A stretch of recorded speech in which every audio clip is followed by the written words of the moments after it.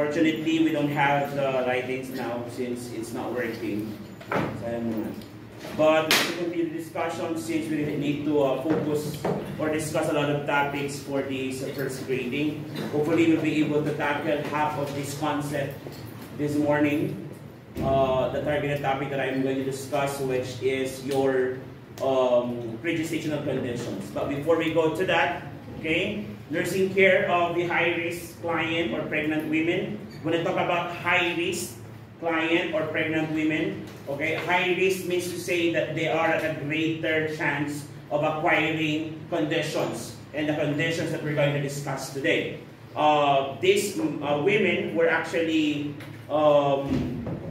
tagged as high risk simply because their conditions would definitely affect their fetus, also their well-being as a pregnant women. Now, for the high-risk pregnancy, one in which concurrent disorder, pregnancy-related complications, or external factor can jeopardize the health of the woman, the fetus, or them both. Now, there are several factors that can affect the general health status of a pregnant woman. These factors would not only focus on physical, but also on psychological and social. Okay? So that is your high-risk women. So let's go with the next one, which is the factors that causes pregnancy to be high risk. Let's start with number one, the psychological factor, followed by your social factor, and the third one, which is the physical factor. So for the psychological factor, these are the factors that can affect the women psychologically. It depends if it's during the pregnancy, during pregnancy, after pregnancy, and even before a woman got pregnant. Okay, for pre-pregnancy, meaning the woman is not yet pregnant or is about to get pregnant pa lang. Okay, they have plans of doing or of conceiving. Okay, if they have plans of conceiving, these are the psychological factor that we need to consider because it may affect their well-being. So the history of drug and alcohol dependence. Based on your discussion last semester, these are termed as your what? Teratogenics. Okay, your teratogens. Teratogens are any chemicals, compounds, viruses, biological matter that can affect the fetus or the fetal development. Okay, example na nga po dyan, or one example of that condition is what? Your fetal alcohol syndrome. What else? When you have your chicken pox, what is a possible condition na pwedeng ma-develop? Ano yan? Spina bifida ba? Or heart condition? Heart condition. But more on this kasi, psychological. When you say psychological, imagine ang nanay na lasing. Okay? So, pag alcoholic yan, if they have alcohol tendency is that even if you tell them not to get drunk, inom pa rin sila, isn't it? Yes, that's the psychological part there. Another one is intimate partner abuse. We'll talk about this abuse, the marital abuse, whether they are married or not. Okay, if the woman is getting hit by her husband or her partner, of course, that would definitely affect also yung condition ni nanay. What else? Poor coping mechanism. Poor coping mechanism, psychological. Coping mechanism, there are different types of coping mechanism that we use. You as a student, you're also using coping mechanism. What are common coping mechanism you use? Sleep. Ayan, tulog na lang. Okay? Hindi ako makareview, tulog na lang. Tulog na lang nangyari buong sem. Am I right? Yes, ano ba? Si Sir Pasco po, ang aming coping mechanism is talagang eating talaga. Okay, of course, ako talaga ako. Parang whenever I stress, I compensate through eating. Yung iba naman, they cry. Who cries here? A lot. Si Chia daw, dinulong ng karabi. Okay? So those are coping mechanisms. You will study more on that by third year. Okay? That would affect. Why? Because if the mother has a decreased coping mechanism during pregnancy, more also, sila ay magkakaroon ng high chance of developing postpartum depression or even psychosis once they deliver the child. Okay? Kasi nga, hindi nila ma-accept yung pregnancy and even the baby. Challenges, cognitive challenges. For example, those who have psychological disorder. Imagine a woman with schizophrenia. Schizophrenia is already a psychotic disorder. If it's a psychotic disorder, baka paglabas ng anak, hala, tiyanak! Sinaksak niya na. I watched this series, yung ER. Are you watching the series? Nanonood nun. Baka si puro Batang Quiapo. Manood din kayo ng mga medical series. Maganda rin naman yung mga ER house, gano'n. Sa house. So, sa 10 sakit, isa lang nauhulaan ko doon. No, sa house na yun. Napakalalim kasi mga details nila. Napapa-research din ako kapag nanonood ako noon. Tinitake note ko lahat ng signs and symptoms. Tapos start ako mag-research. Sa daming pinanood na episode, isa pa lang nakuha akong sakit. Isa pa lang talaga. Hindi ko alam kung bakit. High sucks yung condition na yun. Okay? Kasi nakuha ko yun dahil sa heredity. Kasi may lahi yung bata na Jewish. Parang gano'n. Diba? Gano'n nyo ba yun last semester? Anyway, cognitive challenges. Imagine psychologically, okay? Yung isang case doon, yung anak niya, nai-imagine niya daw na ihampas sa pader. Okay, so imagine those conditions. Pag may pre-pregnancy condition siyang ganon, more or less hindi siya dapat pabuntis. Kasi nga, high risk yung bata na mamatay. Or even the mother do takes on their own. And survivor of a child sexual abuse. Why? Because those affect, okay, yung kung paano niya i-release yung kanyang anak. Okay, sabi nga nila minsan, what we have experienced before would also be the same thing na papa-experience mo sa future generations. Kaya nga umuuso yung tagline ngayon na cut the generational trauma, parang ganon. Okay. Kaya wala nang napapalong bata. Right? Kaya lahat ng bata ngayon matigas na kaya nang sabi yun, tinuloy nyo naman. Pregnancy. During pregnancy, what are the conditions psychologically? Ganun pa rin. Nanganak ka, pero akala mo papakasalan ka, hindi ka pala paninindigan. Ibinigay mong lahat.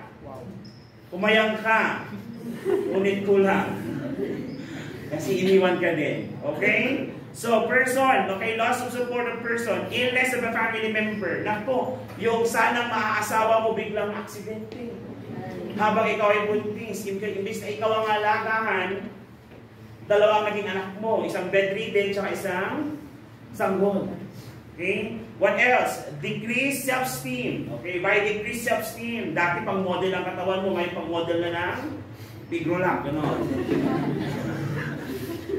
Okay, because magkakaroon tayo mga changes, okay? If you are a mother who is abusing drugs, alam nyo na yan, di ba? Yung drug abuse, can it do congenital abnormalities to the fetus? Yes, especially if you're doing the drugs during what trimester of pregnancy? First trimester. Is that the most delicate one? Yes. And what is the main thing that is happening during the first trimester? Organogenesis, di ba? Poor acceptance of the pregnancy. Yung poor acceptance, di ba? Nalala niyo ba yung acceptance of the baby? Acceptance of the pregnancy, acceptance of the fetus, then acceptance of the parenthood. Di ba nalaman niyo yan? Yes, kapag meron kang poor acceptance of the pregnancy, tendency, you will not take care of yourself. I don't care about this pregnancy, whether I had miscarriage or not, abortion or not, it's okay. I don't care. Okay, that is what the psychological factor will do. During the labor and birth, severe frightened labor and birth experience, birth disappointment, and illness in newborn. So, severe frightened labor and birth experience, especially for first pregnant women. Tama ko ba? Because you are thinking na, sobrang sakit. Lalo pag nurse ka, kasi nakita mo kung paano bumuka ang vagina, isn't it? Nakita mo kung paano nasugat at nawasak. Nakita mo kung paano gumawa sa doktor ng episiotomy. Okay? Those experience, those thinking, those thought would stay in your mind that would affect your ability to push. What particular piece will be affected here? Kapag ikaw natatakot, your ability to push, which is your power. So kapag meron kang dysfunctional power to push, okay, during labor and delivery, kamusta? Magkakaroon ka ng dysfunctional labor. Baka yung anak mo, urong-sulong sa vaginal orifice, isn't it? Baka yung ulo niya maging alien. Kaya sobrang haba. Nakita na ba kayo ng ganong ulo? Yes, yung nanay na, iirikonte, biglang ihugunin na naman. Mother, huwag mong hugutin. Huwag mong pumutulin. Diretso lang. Gumanon ka ba ng DR mo? Parang hindi naman. Wala ka, hindi naman kita narinig na, mother, push, push.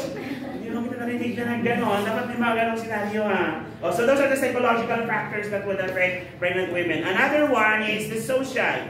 Pre-pregnancy na naman. Social is about interrelation. When you say interrelation, your ability to what? Mingle with others, talk to others, socialize with others, relate to others, isn't it? Yes. Now, these are the things that can affect the pregnancy. Okay, pre-pregnancy. We have your occupation. Ano yung mga occupation na pwede maka-apekto? Nurse. Di ba? O, di ba? High risk ka for mga exposures. Okay? Pre-pregnancy, social. Okay, ano pa? Environmental contaminations. Ayan. Baka ikaw naman nagtatrabaho. Baka isang chemist. Working in a planta that is handling chemicals. Okay? What else? Isolated. Ano na? Pag isolated ka, tapos first pregnancy mo, tapos iniwan ka pa ng jowa mo. Right? Bago matapos yung pagbuntis mo, baliw ka na. Economic level. Okay, low economic level. Would that affect? Yes. Okay, kasi nga, we have to accept the fact that good healthcare comes with price. Do you agree? Yes. Good healthcare comes with price. Kaya pag meron kang mababang income, it could also affect your psychological, isn't it? Paano ang hospitalization? Saan ako manganganak? Kay Manang Marta na lang. Diba? Kakayan na lang ako. Imbis na gumamit ng mga, ano pa dito? Imbis na gumamit ng mga sterile equipment, gagamit ka na lang ng sinulong. Tapos magkuha ka ng yung kinayas na, yung panangkawayan, di ba? Yun ang mga pinapuputol noong unang panahon. Bumalik ka sa age of dinosaurs. O, poor access to transportation. Imagine, nag-community na kayo, am I right?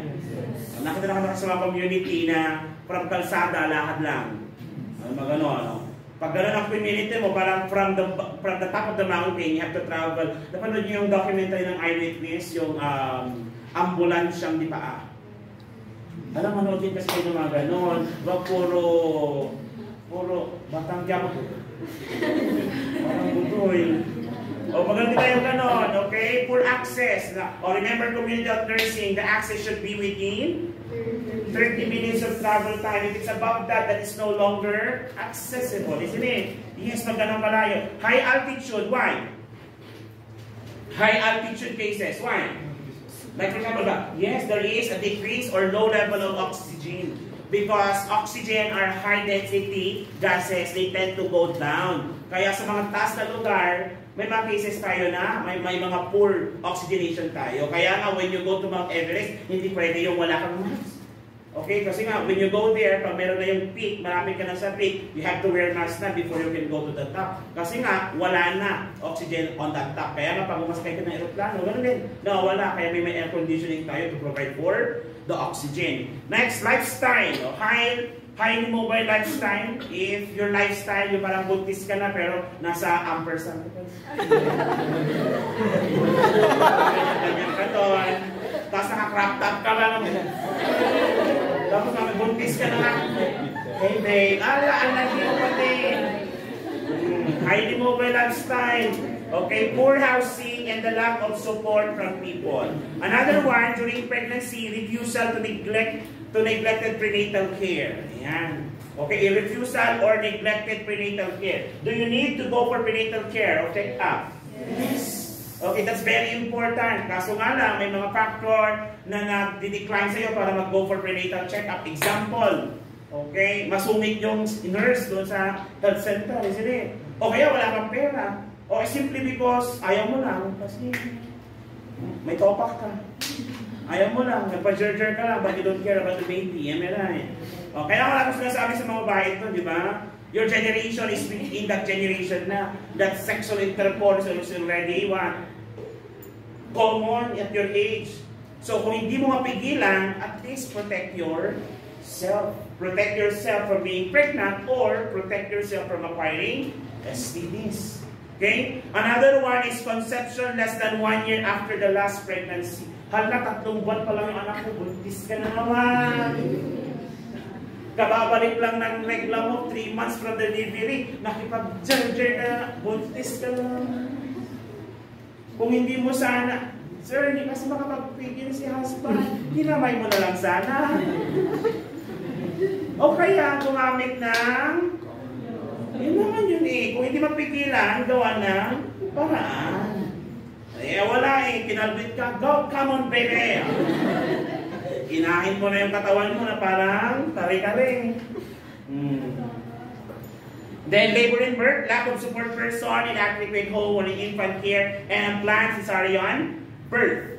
Lack of access to continued health care and the lack of access to emergency personnel and equipment. So those are the possible, social factor that can affect the pregnancy during labor and birth. Do you have any questions so far?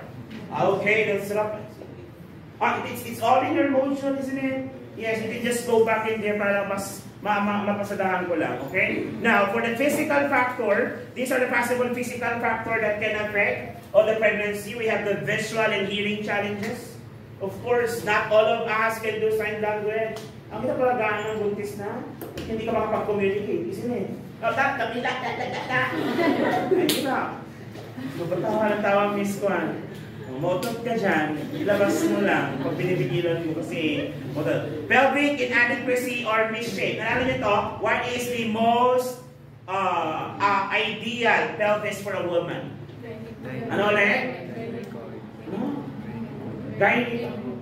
Baka may ang dami lumalabas sa video. Ano ulit? Gynae, di ba? Gynae kasi siya yung ovular, tama mo ba? Yes, yung bilog. Okay, yung parang akma sa pagpasok. Ano naman sa mga lalaki? Apple.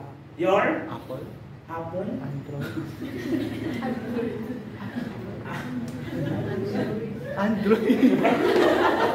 Hala! Kasi... Apple, Android. Hala! Hala! Inawang cellphone ang pelvis. Napulan pa. May update tayo ha. Apple na yung pelvis niya. Of course, with your wife. With your Android for me. Tama po ha? And the other is your platyploid. Still remember that? Yes. But the most ideal for women is your gynaecoid. Kasi yun yung round talaga. Ayan. Tandaan nyo, may connection pa rin yan. Uterine incompetence. Yung uterine incompetence, okay, may mga matris kasi na hindi talaga siya akmangay nakapitan ng placenta. Okay, and something congenital na, it's something hereditary na, it's something physical talaga sa bahay, innate sa bahay. Ito natin magagawa. Yun yung mga bahay na kahit ilang beses magbuntis, lagi nakukunan. Either sira ang matris or sira ang cervix. Yun yung tatawag ng incompetent cervix. Position and structure, secondary major illnesses, kapag mayroon kang HD, what's HD? Ayan, high definition, very good. Ano na? Heart diseases. Okay, if you have DM, what is DM? Diabetes mellitus. KD? Kidney diseases. Ano naman ang HDN? Hypertension. And your PTB? Pulmonary? Pulmonary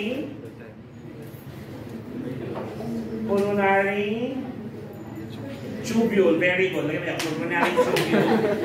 Hoy, pulmonary tuberculosis. Ang mga taong to, nagdalag, nag-New Year pa rin yung utak nyo.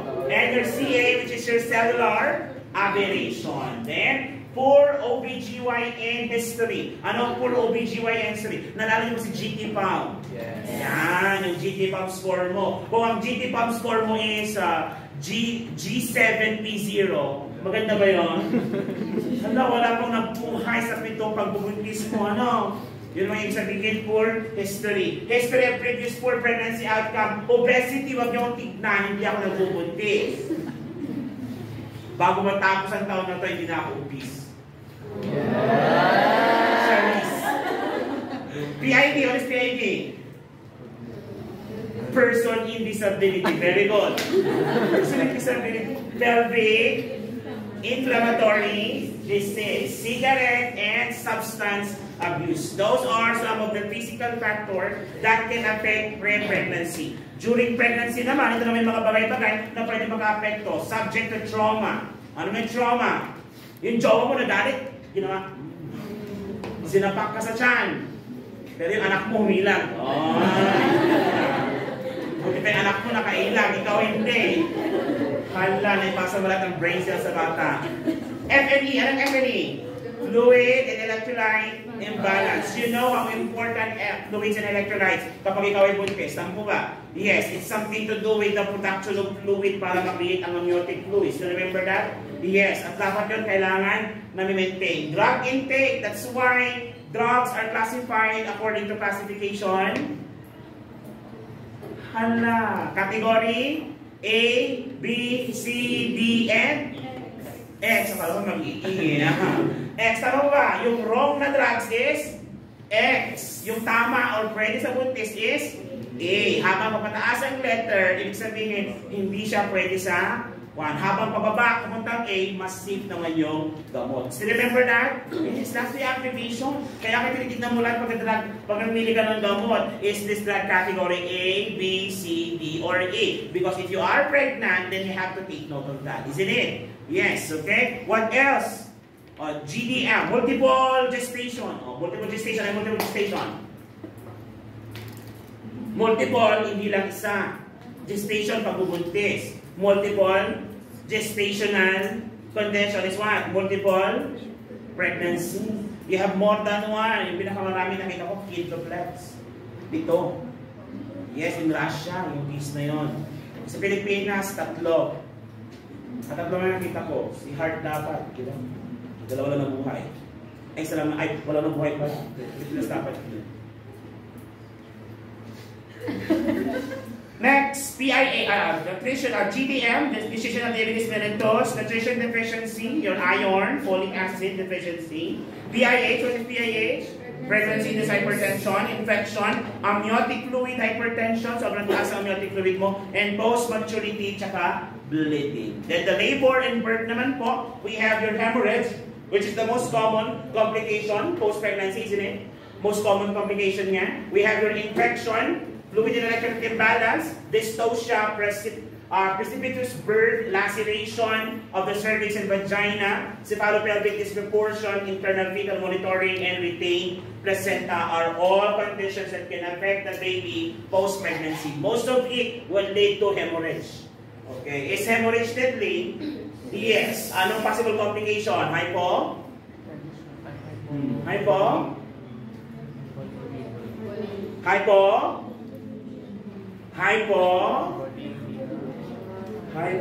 Hypothalamus. Pero, ano nga? Hypovolemic shock. What are the 3 classical symptoms of your hypovolemic shock? Tachytachy. So remember that? Please take note. Pag-aaral natin yan sa bandang last part. Okay? Okay na tayo dito?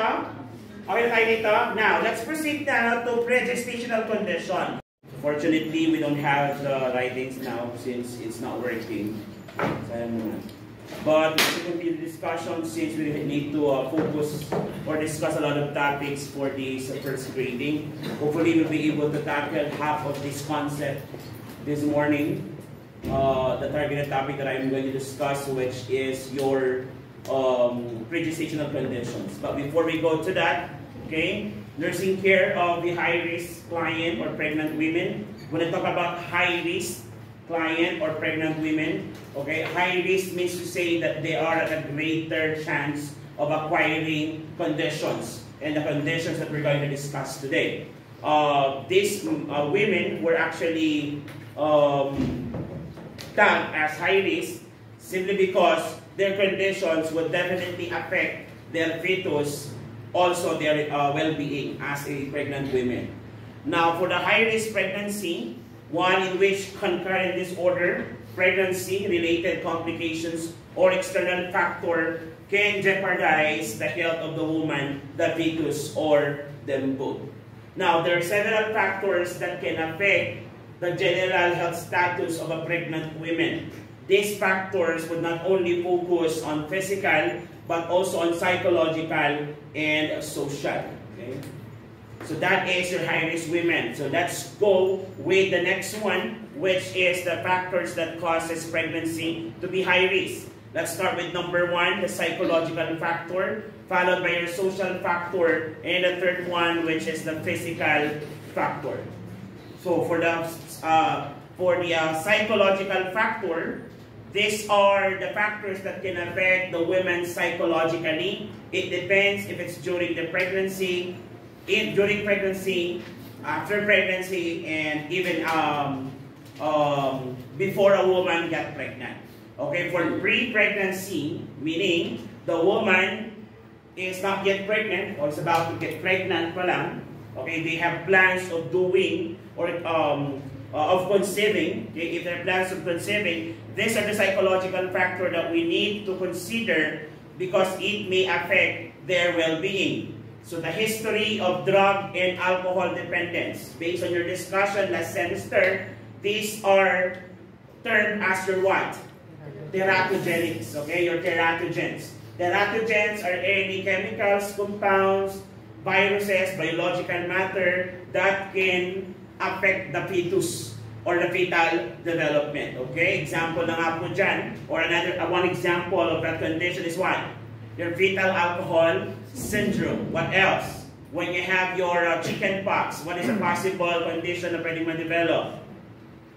Ano yan? Spina bifida ba? Or heart condition? Heart condition. But more on this kasi, psychological. When you say psychological, imagine ang nanay na lasing. Okay? So, pag alcoholic yan, if they have alcohol tendency is that even if you tell them not to get drunk, inom pa rin sila, isn't it? Yes, that's the psychological part there. Another one is intimate partner abuse. We talk about this abuse, the marital abuse, whether they are married or not. Okay, if the woman is getting hit by her husband or her partner, of course, that would definitely affect also yung condition ni nanay. What else? Poor coping mechanism. Poor coping mechanism, psychological. Coping mechanism. There are different types of coping mechanism that we use. You as a student, you are also using coping mechanism. What are common coping mechanism you use? Unlock sleep. Ayan. Tulog na lang. Okay? Hindi ako makareview. Tulog na lang. Tulog na lang nangyari buong SEM. Am I right? Yes. Ano ba? Si Sir Pasco po, ang aking coping mechanism is ako talagang eating talaga. Okay, of course, ako talaga ako. Parang whenever I stress, I compensate through eating. Yung iba naman, they cry. Who cries here? A lot. Si Chia daw, dinuro ng karabi. Okay? So those are coping mechanisms. You will study more on that by third year. Okay? That would affect. Why? Because if the mother has a decreased coping mechanism during pregnancy, more also, sila ay magkakaroon ng high chance of developing postpartum depression or even psychosis once they deliver the child. Okay? Kasi nga, hindi nila ma-accept yung pregnancy and even the baby. Challenges, cognitive challenges. For example, those who have psychological disorder. Imagine a woman with schizophrenia. Schizophrenia is already a psychotic disorder. If it's a psychotic disorder, baka paglabas ng anak, hala, tiyanak! Sinaksak niya na. I watched this series, yung ER. I'm watching the series. Nunod nun, wag kasi puro Batang Quiapo. Manood din kayo ng mga medical series. Maganda rin naman yung mga ER house, gano'n. Sa house. Suppose 10 sakit, isa lang nauhulaan ko doon. No, sa house na yun. Napakalalim kasi ng mga details nila. Nakapa-research din ako kapag nanonood ako noon. Tinitake note ko lahat ng signs and symptoms. Tapos start ako mag-research. Sa daming pinanood na episode, isa pa lang nakuha ko sakit. Isa pa lang talaga. Hindi ko alam kung bakit. Tay-sacks yung condition na yun. Okay? Kasi nakuha ko yun dahil sa heredity. Kasi may lahi yung bata na Jewish. Parang gano'n. Diba? Gano'n yun yun last semester. Anyway, cognitive challenges. Imagine psychologically, okay? Yung isang case doon, yung anak niya, na-imagine niya daw na ihampas sa pader. Okay, so imagine those conditions. Pag may pre-pregnancy condition siyang gano'n, more or less hindi siya dapat pumuntis. Kasi nga, high risk yung bata na mamatay. Or even the mother do things on their own. And survivor of a child sexual abuse. Why? Because those affect, okay, yung kung paano niya i-release yung kanyang anak. Okay, sabi nga nila minsan, what you have experienced before would also be the same thing na papa-experience mo sa future generations. Kaya nga umuuso yung tagline ngayon na cut the generational trauma, parang ganon. Okay? Kaya wala nang napapalo bata. Am I right? Kaya lahat ng bata ngayon matigas na Choice. Eh, nung sabi yun, tinuloy nyo naman. Pregnancy. During pregnancy, what are the conditions psychologically? Ganun pa rin. Nanganak ka, pero akala mo papakasalan ka, hindi ka pala paninindigan. Ibinigay mong lahat. Umayang ka. Ngunit kulang. Kasi iniwan ka din. Okay? So, person, okay, loss of support of person, illness of a family member. Nako, yung sanang maaasawa mo biglang aksidente. Habang ikaw ay buntis, imbis na ikaw ang alagahan, dalawang naging anak mo, isang bedridden, tsaka isang sanggol. Okay? What else? Decreased self-esteem. Okay, by decreased self-esteem, dati pang model ang katawan mo, ngayon pang model na ng bigro lang, gano'n. Okay, because magkakaroon tayo mga changes, okay? If you are a mother who is abusing drugs, alam nyo na yan, di ba? Yung drug abuse, can it do congenital abnormalities to the fetus? Yes, especially if you're doing the drugs during what trimester of pregnancy? First trimester. Is that the most delicate one? Yes. And what is the main thing that is happening during the first trimester? Organogenesis, di ba? Poor acceptance of the pregnancy. Yung poor, di ba? Nalala niyo ba yung acceptance of the baby? Acceptance of the pregnancy, acceptance of the fetus, then acceptance of the parenthood. Di ba nalala niyo yan? Yes, kapag meron kang poor acceptance of the pregnancy, tendency, you will not take care of yourself. I don't care about this pregnancy, whether I had miscarriage or not, abortion or not, it's okay. I don't care. Okay, that is what the psychological factor will do. During the labor and birth, severe frightened labor and birth experience, birth disappointment, and illness in newborn. So, severe frightened labor and birth experience, especially for first pregnant women. Tama po ba? Because you are thinking na, sobrang sakit. Lalo pag nurse ka, kasi nakita mo kung paano bumuka ang vagina, isn't it? Nakita mo kung paano nasugat at nawasak. Nakita mo kung paano gumawa si doktor ng episiotomy. Okay? Those experience, those thinking, those thought would stay in your mind that would affect your ability to push. What particular piece will be affected here? Kapag ikaw natatakot, your ability to push, which is your power. So kapag meron kang dysfunctional power to push, okay, during labor and delivery, kamusta? Magkakaroon ka ng dysfunctional labor. Baka yung anak mo, urong-sulong sa vaginal orifice, isn't it? Baka yung ulo niya maging alien. Kaya sobrang haba. Nakita na ba kayo ng ganong ulo? Yes, yung nanay na, iirikonte, biglang ihugunin na naman. Mother, wag mong hugutin. Wag mong puputulin. Diretso lang. Gumanon ka ba ng DR mo? Parang hindi naman. Hindi naman kita narinig na, mother, push, push. Hindi naman kita narinig na gano'n. Dapat may mga gano'ng senaryo, ha? So those are the psychological factors that would affect pregnant women. Another one is the social. Pre-pregnancy na naman. Social is about interrelation. When you say interrelation, your ability to what? Mingle with others, talk to others, socialize with others, relate to others, isn't it? Yes. Now, these are the things that can affect the pregnancy. Okay, pre-pregnancy. We have your occupation. Ano yung mga occupation na pwede maka-apekto? Nurse. Di ba? O, di ba? High risk ka for mga exposures. Okay? Pre-pregnancy, social. Okay, ano ba? Environmental contaminations. Ayan. Baka ikaw naman nagtatrabaho. Baka isang chemist. Working in a planta that is handling chemicals. Okay? What else? Isolated. Ano na? Pag isolated ka, tapos first pregnancy mo, tapos iniwan ka pa ng jowa mo. Am I right? Bago matapos yung pagbuntis mo, baliw ka na. Economic level. Okay, low economic level. Would that affect? Yes. Okay, kasi nga, we have to accept the fact that good healthcare comes with price. Do you agree? Yes. Good healthcare comes with price. Kaya pag meron kang mababang income, it will also affect your psychological, isn't it? Paano ang hospitalization? Saan ako manganganak? Kay Manang Marta na lang. Di ba? Kakayan na lang ako. Imbis na gumamit ng mga, ano pa dito? Imbis na gumamit ng mga sterile equipment, gagamit ka na lang ng sinulin. Tapos makuha ka ng yung kinayas na, yung panangkawayan, di ba? Yun ang mga pinapuputol noong unang panahon. Bumalik ka sa age of dinosaurs. O, poor access to transportation. Imagine, nag-community na kayo, MLI. Nakatira ka sa mga community na from kalsada, lakad lang. Magano, ano? Pag gano'n ang community mo, parang from the top of the mountain, you have to travel. Napanood niyo yung documentary ng Eyewitness, yung ambulansyang di paa.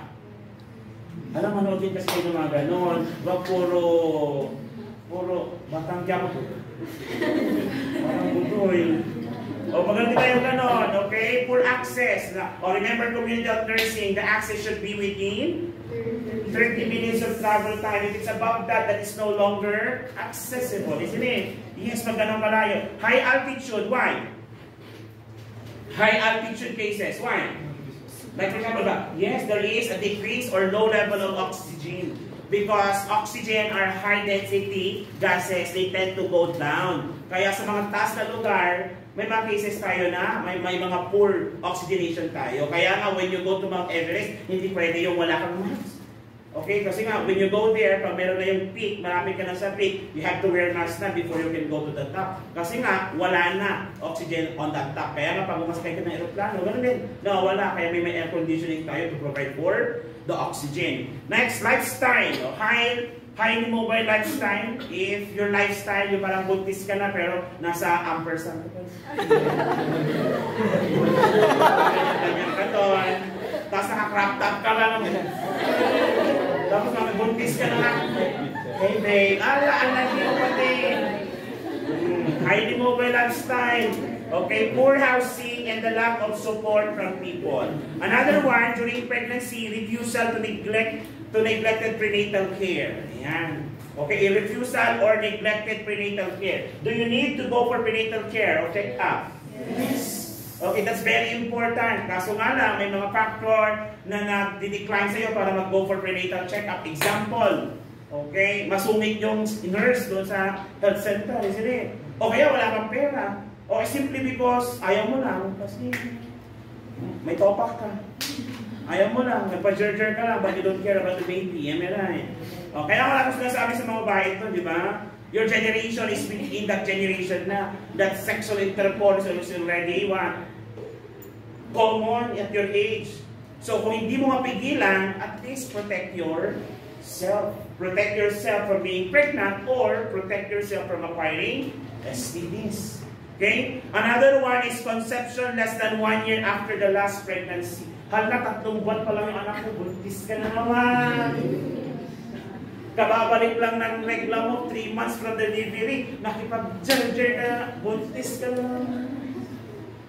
Kung hindi mo sana, sir, hindi kasi makapagpigil si husband, hinamay mo na lang sana. O kaya, gumamit ng, yun naman yun eh, kung hindi mapigilan, gawa ng paraan. Eh, wala eh, kinalbit ka, go, come on baby. Inahin mo na yung katawan mo na parang tari-tari. Then labor and birth, lack of support person, inadequate home or infant care, and unplanned cesarean birth. Lack of access to continued health care and the lack of access to emergency personnel and equipment. So those are the possible, social factor that can affect the pregnancy during labor and birth. Do you have any questions so far?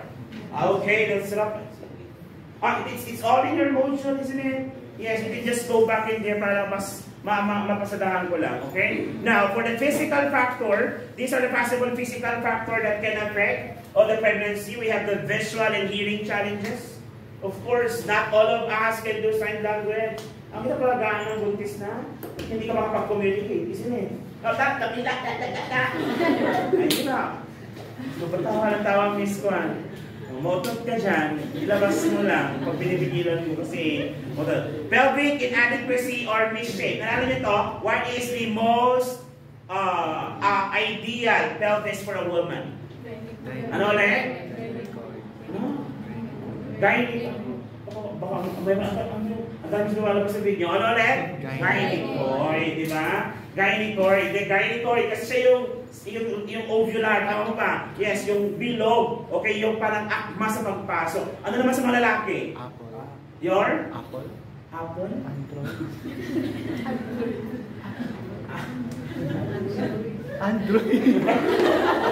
Hala! Kasi, Apple, Android. Hala! Hala! Inawang cellphone ng pelvis. Nakulat pa. May update tayo ha. Apple na yung pelvis niya. Of course, with your wife. With your Android for me. Tama po ha? And the other is your platyploid. Still remember that? Yes. But the most ideal for women is your gynecoid. Kasi yun yung round talaga. Ayan. Tandaan nyo, may connection pa rin yan. Uterine incompetence. Yung uterine incompetence, okay, may mga matris kasi na hindi talaga siya akmangay nakapitan ng placenta. Okay? And something congenital na, it's something hereditary na, it's something physical talaga sa bahay, innate sa bahay. Ito natin magagawa. Yun yung mga bahay na kahit ilang beses magbuntis, laging napupunan. Either sira ang matres or sira ang cervix. Yun yung tatawag natin incompetent cervix. Position and structure, secondary major illnesses, kapag mayroon kang HT, what's HT? Ayan, high definition, very good. Ano na? Heart diseases. Okay, if you have DM, what is DM? Diabetes mellitus. KD. Kidney diseases. Ano naman ang HTN? Hypertension. And your PTB. Pulmonary. Pulmonary